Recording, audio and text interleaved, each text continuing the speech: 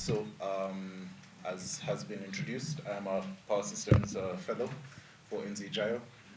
So what I do on my side is I'm also a transmission system operator, which means that I run the national grid for the Kenyan grid. Now, I interact with all the different power generation plants in the country that are connected. And as Dr. Aaron correctly said, there's a lot of conversations about things that people don't really understand.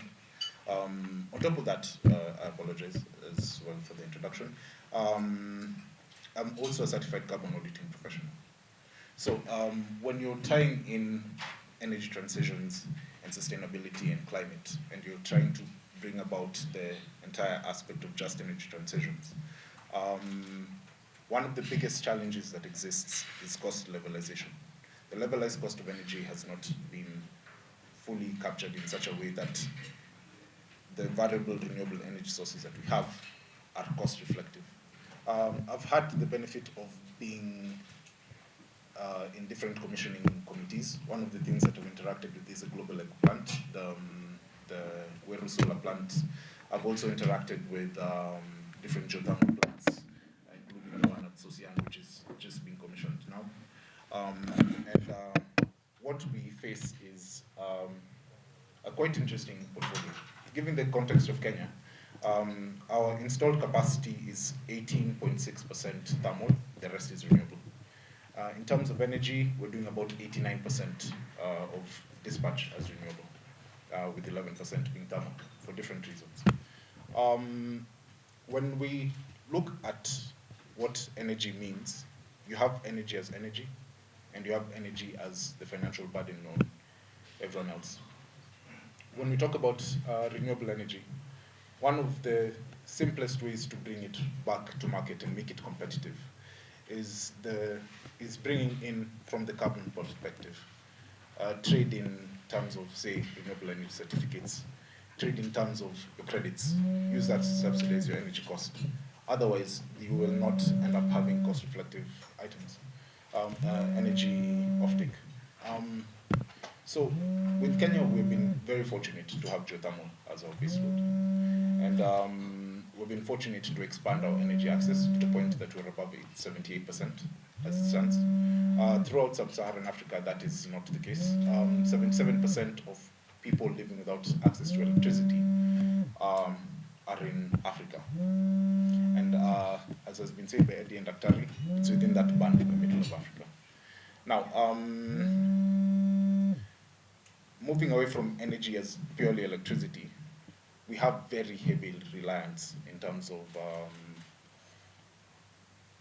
biomass for our cooking. Moving away now from the electricity perspective.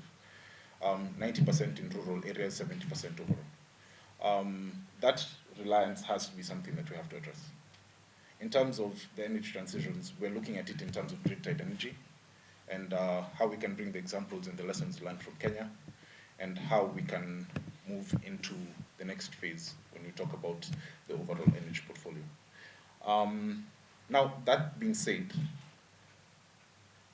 coming back to the electricity perspective, the variable renewable energy that we've integrated with the grid has its benefits in that we have extremely low grid-tied emission factors for Kenya. We're in the top 10 lowest emission factors in the world, actually, for the overall grid. However, the energy sources that we're integrating, wind, solar, which we have a considerable amount of, have led to increased system instabilities. We had the national blackout on the 26th. We've had 3 partial blackouts this year, 2 within 2 days of each other in May, on the 16th and the 17th of May, and 1 in February, I forget the exact date. We had another national blackout last year as well. We have reduced grid resilience purely because how we integrate this is away from the technical side into externalities, as you would call them. And so the overall picture that is painted is not one of, it is sustainable and it is renewable, but it is not prudent.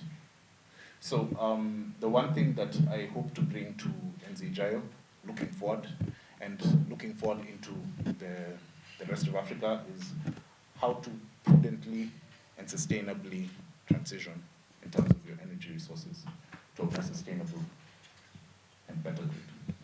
How to grow your energy access so that we address this projection that the IEA gives, that 85% of people by 2030 who will not have access to electricity will be in Africa.